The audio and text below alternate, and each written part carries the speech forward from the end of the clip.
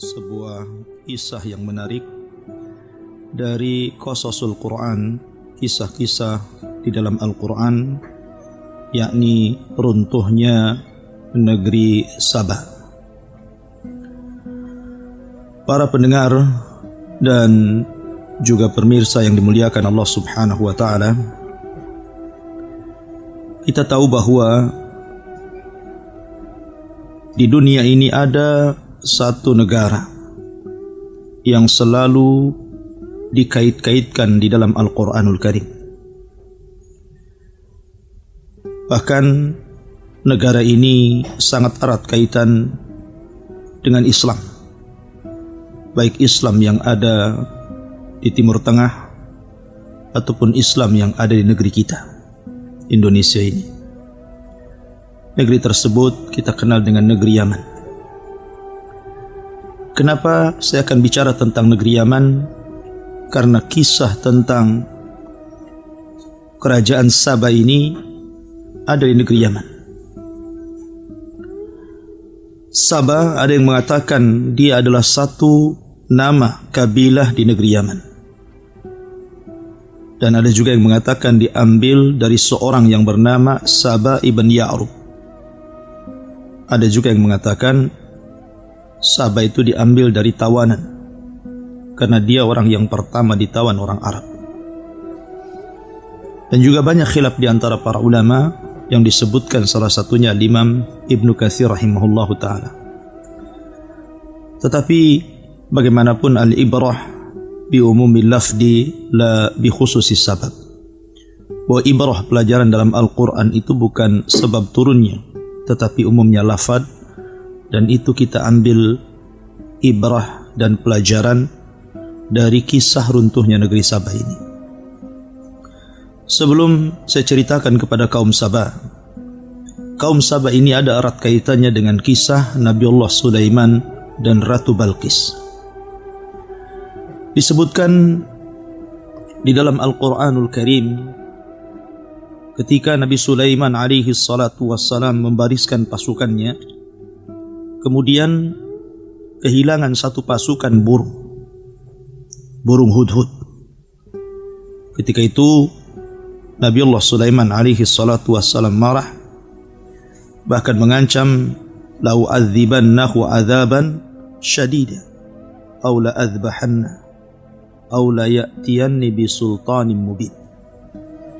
Kalau seandainya hudhud itu tidak segera datang, maka saya akan siksa dengan siksa yang sangat keras, atau saya sembelih, atau dia membawa bukti yang jelas tentang alasan ketidakhadirannya atau keterlambatannya. Maka selang sesaat tiba-tiba pasukan burung hudhud itu datang, kemudian memberikan alasan dan mengatakan di hadapan Nabiullah Sulaiman alaihi salatu wassalam bahwa dia telah terbang ke sebuah tempat dan melihat ada satu kerajaan yang sangat megah dan mewah, tetapi dipimpin seorang wanita. Hudhud pun mengatakan, inni wajadtu imra'atan tamlikuhum wa utiyat min kulli syai'in walaha arsyun azim. Kata Hudhud, sesungguhnya aku mendapati seorang wanita yang menjadi raja pada negara tersebut, dan wanita itu diberikan segala sesuatu dan juga kerajaan yang sangat besar. Tetapi nikmat yang begitu besar terhadap wanita tersebut sayang. Mereka bukan para penyembah Allah Subhanahu wa Ta'ala. Karena Hudhud mensifati tentang kisah Balqis, dia mengatakan, wajadtuha wa qaumaha ya'buduna lisyamsi min dunillah. Aku dapati mereka menyembah matahari dan bukan menyembah Allah Subhanahu wa Ta'ala. Wa zayyana lahumus syaitanu a'malahum fasaddahum 'anis sabil fahum la yahtadun. Dan syaitan telah menghiasi perbuatan-perbuatan mereka dan juga menghalang-halangi mereka dari jalan Allah Subhanahu wa Ta'ala, dan mereka tidak mendapatkan petunjuk kepada hidayah. Singkat cerita, kemudian Sulaiman pun mengirim surat kepada Ratu Balqis ini agar beriman kepada Allah Subhanahu wa taala, kalau tidak maka negaranya akan diserang. Akhirnya kemudian ketika mendapatkan surat tersebut, Ratu Balqis pun kemudian rapat besar bersama para pembesarnya, dan para pembesar menyarankan untuk melawannya dengan alasan bahwa kita negeri yang kuat, negeri yang banyak pasukan, kenapa kita tidak berperang? Tetapi Ratu Balqis adalah ratu yang sangat lembut. Dia tidak mau ada pertumpahan darah. Dia ingin membujuk Sulaiman agar tidak menyerangnya dengan memberikan hadiah yang banyak. Tapi Sulaiman tidak berhajat dengan hadiah. Dia seorang nabi. Dia hanya menginginkan umat manusia beriman kepada Allah Subhanahu wa taala, bukan ingin kaya.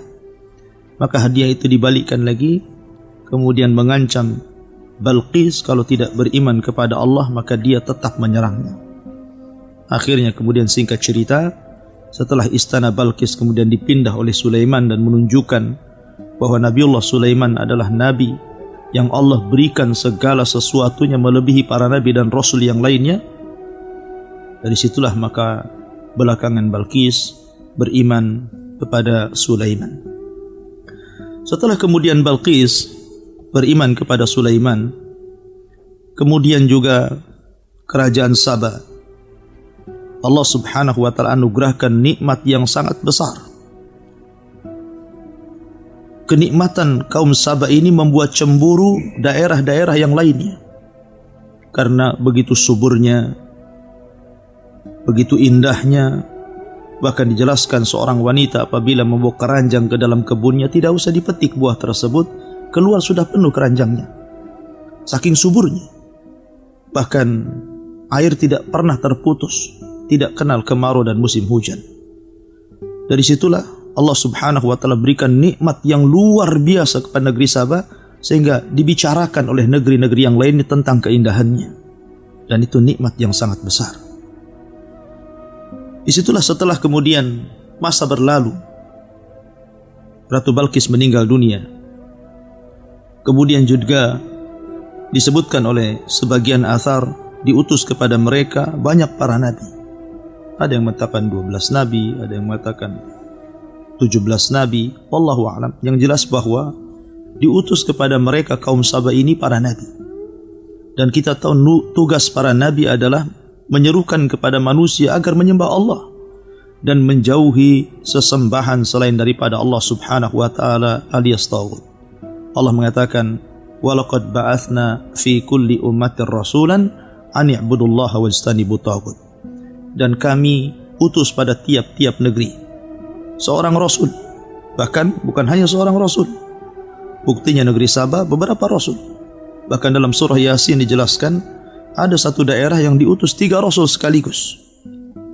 Tugas mereka hanya satu, mentauhidkan Allah, mengajak manusia untuk mengesahkan Allah, mengajak manusia untuk menunggalkan Allah dan menjauhi sesembahan selain daripada Allah alias taghut.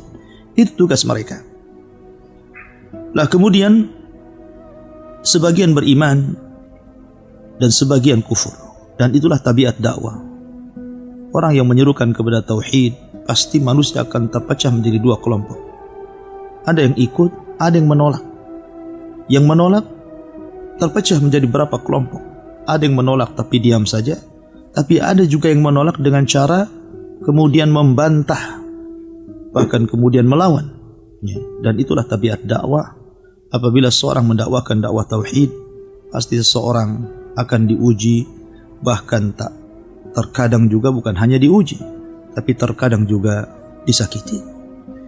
Ma'asyiral muslimin, para pendengar dan pemirsa yang dimuliakan Allah Subhanahu wa taala. Negeri Saba ini adalah negeri yang sangat indah. Yang sangat indah sekali. Bahkan dikatakan di zaman itu negeri tersebut adalah sebesar-besarnya kebaikan yang Allah berikan kepada negeri tersebut. Dan mereka demikian karena mereka sangat erat memegang Taurat. Ketika Allah Subhanahu wa taala berkahi negeri tersebut disebabkan karena mereka memegang Taurat. Betul-betul mereka beragama di atas agama ahli kitab. Dan di zaman itu agama itu adalah agama yang paling hak. karena memang belum datang kepada mereka Islam, belum lahir Nabi sallallahu alaihi wasallam. Tetapi kemudian seiring dengan Nabi mereka satu persatu kemudian meninggalkan mereka, meninggal. Maka dijelaskan pada abad yang keempat sebelum Masehi, mulailah kemudian mereka bergeser. Tauhid mereka bergeser menjadi para penyembah berhala. Kemudian pada abad ke-8 Masehi sebelum Masehi, mulailah mereka kembali menyembah matahari, bulan, bintang, sebagaimana dahulu di masa kerajaan Balqis sebelum masuk Islam kepada agama Sulaiman alaihi salatu wassalam. Dan kita tahu bahwa dosa yang tidak terampuni adalah dosa syirik. Dan justru syirik itulah yang mengundang azab Allah subhanahu wa ta'ala. Yang mengundang azab Allah subhanahu wa ta'ala. Akhirnya kemudian Allah subhanahu wa ta'ala pun murka karena mereka kemudian melakukan dua kekufuran. Pertama, kufur nikmat. Ketika Allah subhanahu wa ta'ala berikan kesenangan kepada mereka, setiap safar mereka tidak perlu bawa bahasa kita mungkin zat, ya, perbekalan. Kenapa? Karena 10 hari mereka berjalan, di kiri kanan mereka ada kebun dan buah-buahan. Mereka tinggal petik saja. Ya, mereka tinggal petik. Ya. Plus juga mereka diberikan keamanan. Mereka safar ke kabilah manapun tidak ada yang mencuri. Karena semua kaya. Semua Allah berikan nikmat. Dan yang lebih parah, mereka kufur, bukan hanya kufur nikmat, tapi kufur dalam agama. Mereka mulai menyembah berhala, menyembah matahari, menyembah bulan, menyembah bintang, dan begitu seterusnya. Dari sini Allah subhanahu wa ta'ala mengirimkan tikus-tikus besar, sebesar kucing. Akhirnya kemudian menggerogoti bendungan Ma'rib, yang merupakan bendungan yang membendung air di antara dua bukit. Dari sinilah seluruh kebun-kebun Sabah dialiri. Ketika kemudian bendungan itu dihancurkan oleh Allah, digerogoti oleh tikus-tikus besar, akhirnya terjadi bencana hebat. Maka Allah subhanahu wa ta'ala mengirim banjir dan meluluhlantakkan negeri Sabah, sehingga tidak tersisa satupun tumbuh-tumbuhan kecuali hanya 3 saja. Dan itu disebutkan dalam Al-Quranul Karim, dhawatai ukulin khamtin wa aslin wa syai'in min sidrin qalil. Hanya 3 tumbuh-tumbuhan saja. Pertama, tumbuhan khamtin. Khamtin itu tumbuhan yang berduri, tapi buahnya tidak bisa dimakan karena pahit. Kemudian aslin. Aslin tidak berbuah. Pohonnya berduri, hanya bisa untuk diambil naungannya. Kemudian wasyai'in min sidrin qalil, ma'ruf buah sidr. Pohon sidr kadang berbuah setahun sekali, itu pun tidak mencukupi mereka. Dan itu azab Allah subhanahu wa ta'ala. Bahkan bukan hanya itu saja, dikirim kepada mereka berbagai macam hama, yang dulunya tidak ada rayap, tidak ada lalat, tidak ada ulat, tidak ada binatang-binatang kecil yang membahayakan mereka. Tapi setelah Allah subhanahu wa ta'ala mengazab negeri Ma'rib, negeri Sabah, maka sampai hari ini negeri tersebut tidak sesubur yang diceritakan Al-Quran, dan menjadi cemburu seluruh kabilah-kabilah Arab karena indah dan suburnya, karena Allah menggambarkan baldatun thayyibatun wa rabbun ghafur, negeri yang baik dan Allah zat yang maha mengampun. Kita baca sedikit tentang kisah Sabah yang disebutkan dalam suratus Sabah. Allah subhanahu wa ta'ala berfirman, laqad kana li saba'in fi maskanihim ayah. Sungguh bagi negeri Sabah, fi maskanihim ayah, pada tempat mereka itu ada tanda-tanda kuasa Allah subhanahu wa ta'ala. Negeri Sabah itu negeri ayatun min ayatillah, satu tanda dari tanda-tanda kuasa Allah subhanahu wa ta'ala. Bagaimana tidak? Karena indahnya negeri tersebut, karena suburnya negeri tersebut, tidak ada orang miskin di negeri tersebut, bahkan mereka hidup berkecukupan, sehingga banyak diceritakan manusia di zaman itu. Makanya wajar Allah Subhanahu wa taala mengatakan fi maskanihim ayah. Negeri Saba itu satu tanda dari tanda-tanda kuasa Allah. Jannatani an yamin wa shimal. Di mana negeri Saba itu memiliki dua kebun. Kebun sebelah kanan dan kebun sebelah kiri. Seolah-olah kalau seandainya Anda berjalan di sebuah jalan, maka jalan tersebut diapit oleh dua kebun.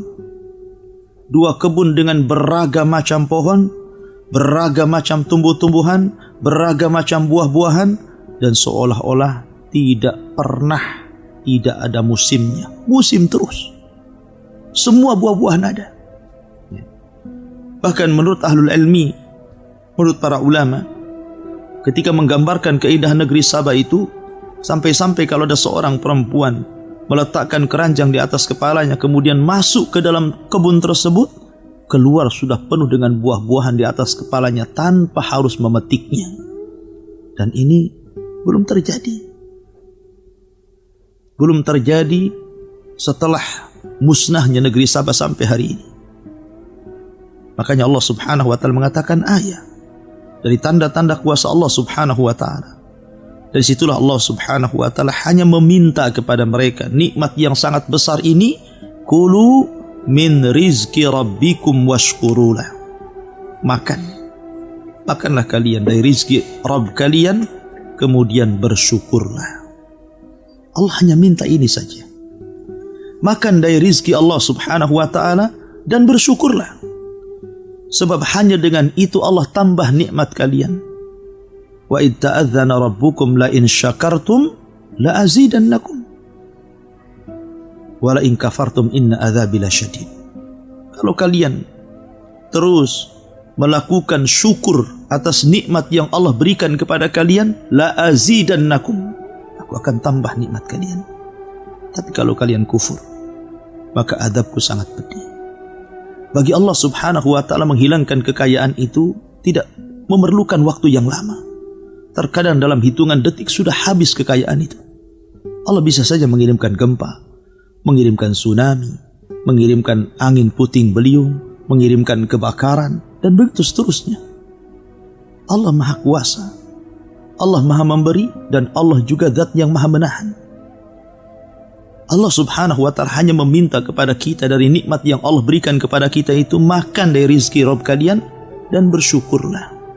Untuk bersyukur di sini adalah beribadah kepada Allah Subhanahu wa ta'ala, menasabkan nikmat ini datang dari Allah, kemudian mengelola nikmat Allah ini untuk di jalan Allah, dan tidak sombong dengan nikmat yang Allah berikan kepada kita. Kemudian Allah mengatakan baldatun thayyibatun wa rabbun ghafur. Sebuah negeri yang indah, sebuah negeri yang sangat baik sekali. Bahkan bukan hanya itu, wa rabbun ghafur. Kalau seandainya mereka beribadah dan bertobat kepada Allah Azza wa Jalla, mereka memiliki Rabb yang Maha Mengampun, sehingga nikmat mereka tidak dicabut. Karena bagaimanapun salah satu sebab penyebab nikmat dicabut karena kekufuran. Karena orang itu ketika berbuat dosa tidak mau bertobat dan kembali. Makanya Allah Subhanahu wa ta'ala terkadang mengirimkan bencana kepada mereka. Dari sini kita tahu bahwa negeri Saba ini negeri yang sangat indah sekali. Negeri yang luar biasa. Negeri percontohan negeri-negeri di zaman itu. Tetapi sayang, ketika diutus kepada mereka banyak utusan, kemudian sebagian mereka mengingkari utusan tersebut, bahkan kufur nikmat, maka Allah Subhanahu wa ta'ala berfirman, fa'aradu fa'arsalna alaihim sailal arimi wa baddalnahum bijannatayhim jannataini dhawatai ukulin khamtin wa athlin wa syai'in min sidrin qalil. Fa'aradu, mereka pun berpaling. Mereka tidak mau menerima dakwah, menolak dakwah, mulai kufur nikmat. Ya, karena Allah yang berfirman, kalla innal insana la yatgha an ra'ahu istaghna. Sekali-kali tidak. Terkadang orang itu ketika melampaui batas itu disebabkan karena Allah berikan kecukupan. Makanya sering saya katakan bahwa kekayaan itu bukan alamat kebaikan. Terkadang kekayaan itu alamat keburukan. Betapa banyak orang-orang yang sebelum Allah berikan kekayaan mereka dekat dengan Allah Azza wa Jalla. Tapi setelah kemudian Allah kuasakan kepada mereka dunia, Allah bentangkan, akhirnya kemudian mereka pun kufur nikmat. Sebagaimana Nabi SAW pernah mengkhawatirkan kepada umatnya dan mengatakan, bukanlah kefakiran yang aku takutkan kepada kalian. Mal faqru akhsha alaikum. Bukan kefakiran yang aku takutkan kepada kalian. Walakin akhsha alaikum an tubsatad dunya. Yang aku khawatirkan kalau dunia sudah dibentangkan di hadapan kalian. Fatanafasuha kama tanafasuha wa tuhlikukum kama ahlakathum. Kemudian kalian berlomba-lomba mengejar dunia dan meninggalkan akhirat. Sebagaimana orang-orang dulu berlomba-lomba mengejar dunia dan meninggalkan akhirat, maka kalian akan dihancurkan sebagaimana orang dulu juga dihancurkan. Lihat kaum Sabah. Kaum Sabah yang Allah berikan nikmat luar biasa. Tetapi ketika mereka kemudian diberikan kecukupan, kekayaan oleh Allah Subhanahu wa taala, alhaqumut takatsur. Rupanya takatsur mereka berlomba-lomba mencari kekayaan menjadikan melalaikan mereka untuk beribadah kepada Allah sampai pada tingkat kekufuran. Fa'aradu, maka mereka pun berpaling. Apa yang terjadi setelah mereka berpaling? Fa'arsalna 'alaihim sailal 'arim. Allah Subhanahu wa taala utus kepada mereka banjir bandang yang sangat besar. Kebetulan waktu saya belajar di Yaman, markas yang saya tempat belajar itu pas di belakangnya itu Sail Arib, sungai yang disebut dalam Al-Quran Sail Arib. Sungai itu terkadang menjadi jalan, terkadang menjadi sungai. Apabila bendungan Ma'rib sudah penuh kemudian diangkat, maka jadi sungai itu. Ya. Kemudian ditutup lagi jadi jalan. Ya. Artinya bahwa sejarah itu masih ada sampai hari ini. Sejarah Sail Arim itu. Lah banjir inilah. Setelah Allah Subhanahu wa taala kemudian mengirim tikus-tikus besar sebesar kucing menggerogoti bendungan tersebut, akhirnya kemudian jebol dan menjadikan banjir bandang yang sangat besar. Maka banjir inilah kemudian meluluhlantakkan semua perkampungan Sabah, membumi hanguskan kebun-kebun indah, taman-taman indah. Lah Allah Subhanahu wa taala ketika mengirim Sail Arim ini meluluhlantakkan seluruh negeri Sabah. Terpaksa para penghuninya mengungsi. Ada yang kemudian ke Madinah, ada yang kemudian ke Syam, ada yang kemudian ke Persia, dan ke beberapa negara yang penting mereka menyelamatkan dirinya, meminta suaka. Dan sebagian besar mereka meninggal dan menjadi korban daripada banjir Sail Arim ini. Setelah kemudian Allah Subhanahu wa ta'ala lantakkan semuanya, kebun-kebunnya, tanam-tanamannya, buah-buahannya. Cukup sampai di sini? Allah katakan, wa baddalnahum bi jannataihim jannataini dhawatai ukulin khamtin wa aslin wa syai'in min sidrin qalil. Subhanallah. La haula wa la quwata illa billah. Maka kami ganti untuk mereka dengan dua kebun yang tidak sebagaimana dua kebun di zaman sebelum ditimpakan kepada mereka Sail Arim, yang tadinya beragam macam tumbuhan dan buah-buahan hidup, yang tadinya beragam macam pohon-pohonan dan keindahan yang luar biasa. Tiba-tiba Allah Subhanahu wa ta'ala musnahkan, tidak ada satupun tumbuh-tumbuhan, tidak ada satupun buah-buahan, kecuali hanya 3 saja. 3 tumbuh-tumbuhan yang tumbuh di situ. Pertama, ukulin khamtin, pohon yang sangat berduri dan tidak bisa dimakan buahnya karena rasanya pahit. Kemudian wa athlin, pohon yang sangat besar tapi tidak berbuah, hanya diambil naungannya saja. Kalau orang kemudian musafir, capek, panas, maka berlindung dari pohon aslin. Wa syai'in min sidrin qalil, dan sedikit dari pohon sidr. Pohon sidr juga sama, pohon yang berduri dan berbuah setahun sekali. Itu pun buah kecil-kecil yang tidak mencukupi untuk mereka makan. Maka Allah subhanahu wa ta'ala berfirman, dzalika jazainahum bima kafaru. Begitulah kami balas mereka terhadap apa yang mereka perbuat dari kekafiran.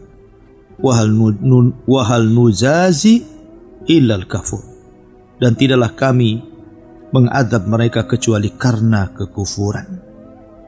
Karena kekufuran. Itulah firman Allah azza wa jalla, wala in kafartum inna adzabi lasyadid. Kalau kalian kufur, ingat azabku sangat pedih. Dari sini banyak pelajaran yang kita petik daripada kisah Sabah ini. Bagaimana sebuah negeri yang tadinya Allah subhanahu wa ta'ala berikan nikmat yang begitu besar, harusnya dia bersyukur kepada Allah tapi kufur. Akhirnya Allah subhanahu wa ta'ala tidak segan-segan untuk mengirim azabnya kepada negeri tersebut. Maka ini juga harusnya menjadi sebuah pelajaran bagi negeri kita. Negeri kita itu Allah berikan kekayaan. Di dalam perutnya banyak tambang. Di atas buminya tumbuh-tumbuhan, segala tumbuh-tumbuhan bisa tumbuh. Memiliki lautan dengan beragam macam ikan. Memiliki air yang bersih. Memiliki tambang yang banyak. Memiliki penghasilan yang luar biasa. Itulah gambaran negeri kita. Kalau seandainya penduduknya tidak beriman dan bertakwa, maka lambat laun kekayaan di negeri kita juga akan hilang. Bukankah Allah subhanahu wa ta'ala berfirman, walau anna ahlal qura amanu wattaqau lafatahna alaihim barakatim minas sama'i wal ardh. Kalaulah penduduk negeri itu mau beriman dan bertakwa, kami akan buka pintu langit dan bumi dan kami akan hujani mereka dengan berkah, dengan kebaikan. Tetapi kalau seandainya kadzabu, mereka berdusta kepada Allah, mendustakan Allah, mendustakan Rasul, menghina Allah dan Rasulnya, menghina syariat Allah dan syariat Rasulnya, maka Allah subhanahu wa ta'ala tidak akan segan-segan mengirim azabnya, menghilangkan seluruh kekayaan di negeri kita ini.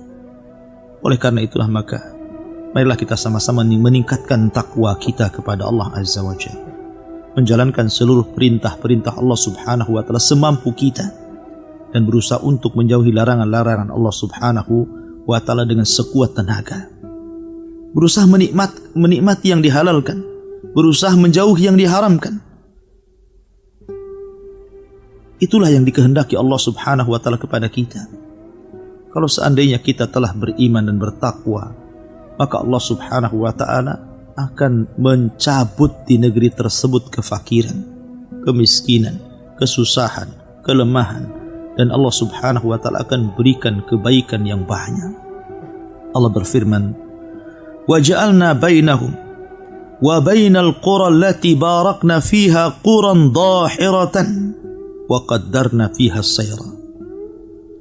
Dan kami jadikan di antara mereka dan di antara desa-desa yang kami berkahi padanya, desa-desa yang luar biasa.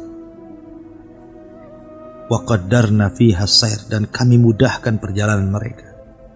Allah ingin menggambarkan kepada kita betapa makmurnya negeri Sabah. Anda bisa bayangkan 10 hari perjalanan, 10 hari 10 malam kita berjalan musafir dari satu daerah ke daerah yang lainnya. Mereka tidak memerlukan zat, mereka tidak memerlukan semacam perbekalan.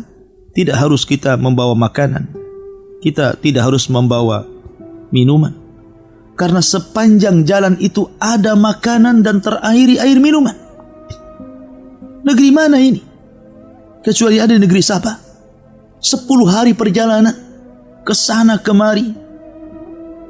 Dan subhanallah, Allah berikan keamanan. Allah berikan keamanan yang luar biasa sampai Allah mengatakan siru fiha layaliya wa ayyaman aminin. Silakan kalian berjalan di siang hari, di malam hari, kalian akan aman. Walaupun seorang wanita berjalan sendirian, Allah berikan keamanan. Tidak ada yang mencuri, tidak ada yang berbuat jahat, tidak ada yang merampok. Karena itu tidak mungkin terjadi.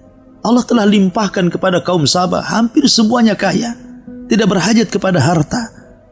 Jadi apa kejahatan yang akan mereka lakukan? Menyebarnya dan banyaknya kejahatan itu biasanya di negeri miskin. Ya.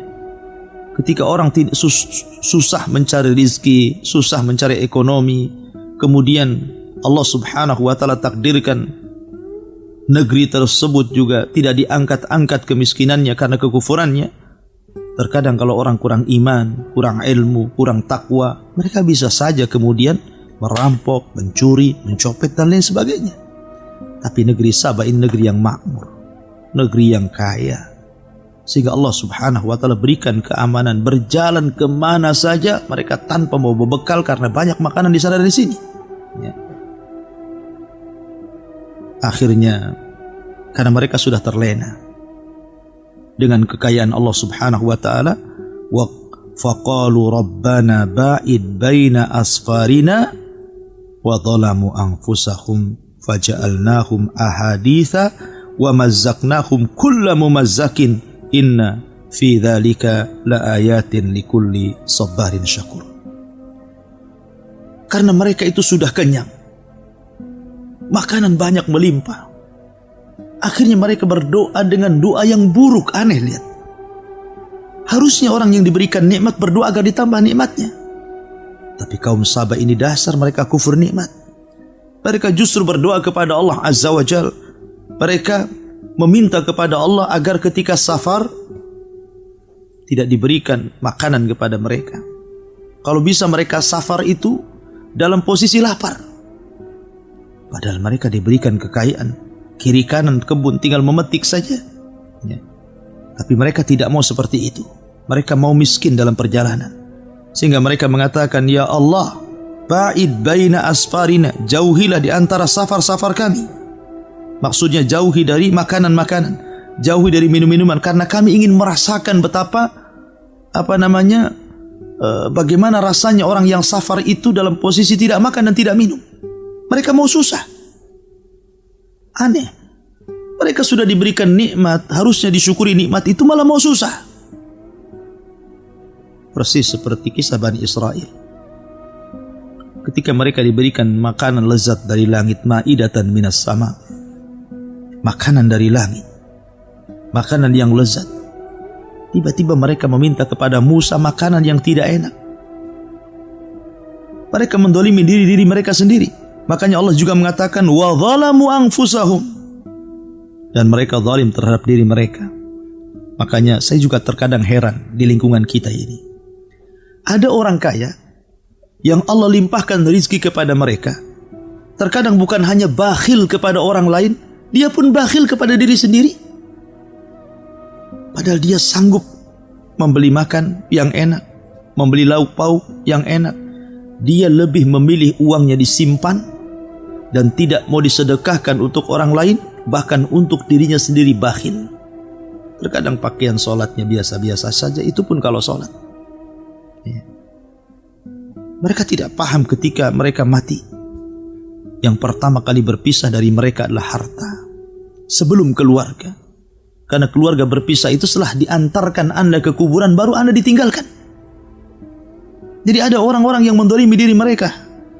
Harusnya seorang itu bersyukur atas nikmat Allah subhanahu wa ta'ala. Kita boleh menikmati apapun yang Allah subhanahu wa ta'ala nikmatkan kepada kita selama itu halal. Kita boleh memakan makanan yang enak, meminum minuman yang enak selama itu halal dan penuh berkah. Dan jangan lupa bersedekah kepada orang lain. Bersedekah kepada orang-orang susah, orang fakir, orang miskin, anak yatim. Karena itu bentuk kelembutan hati, dengan sebab itulah hidayah Allah masuk ke dalam hati kita. Maka Allah subhanahu wa ta'ala berfirman, wa dhalamu anfusahum, tapi mereka mendolimi diri mereka sendiri. Apa terjadi? Faja'alnahum ahadits.